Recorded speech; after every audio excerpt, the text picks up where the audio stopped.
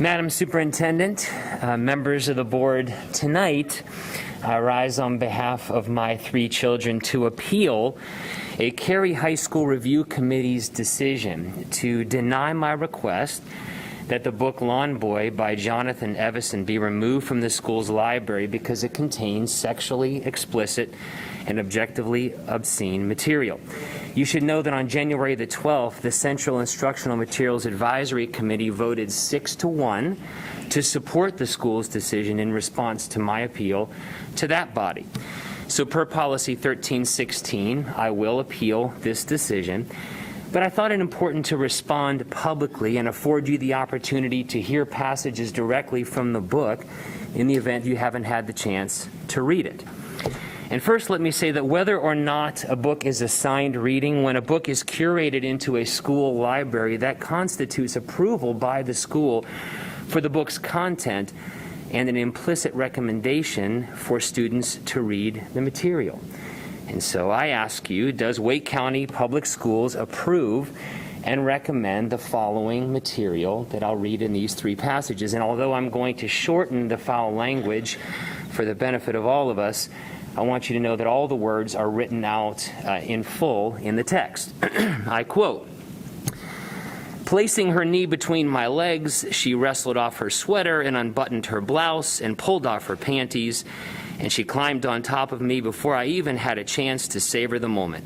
I'm not saying that I wasn't grateful. To this day, I remain grateful to Gina, or whatever whim or combination of alcohol and restlessness prompted her to unbutton my jeans and straddle me in the passenger seat of that car." End quote. I quote, "No, it was risky, but it wasn't dumb. That's what I'm trying to say. Sucking D-word is dumb. D-words are dirty, dude. Really dirty. Mine sure is. Maybe you ought to wash it." Unquote. And quote, "GD, effing C-word, F-word, S-word, A-word, effer," I yelled. I flailed and stomped my boot in disgust as a dollop of S-word hit the sliding glass door. "S-word, effing mother of F. F you," I said. So let me ask, if one of your colleagues uttered those words at the school district office, would that constitute a hostile work environment? If you uttered those words at your place of employment, would the HR department have something to say on the matter? If a student uttered those words in class, how would you, as board members, expect the teacher to respond? We have a responsibility to protect and to safeguard our children.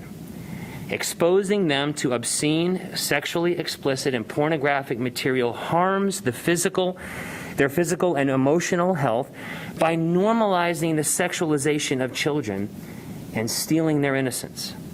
Parents, not literary critics, should decide what and how our children are taught, especially with regard to human sexuality and sexual expression.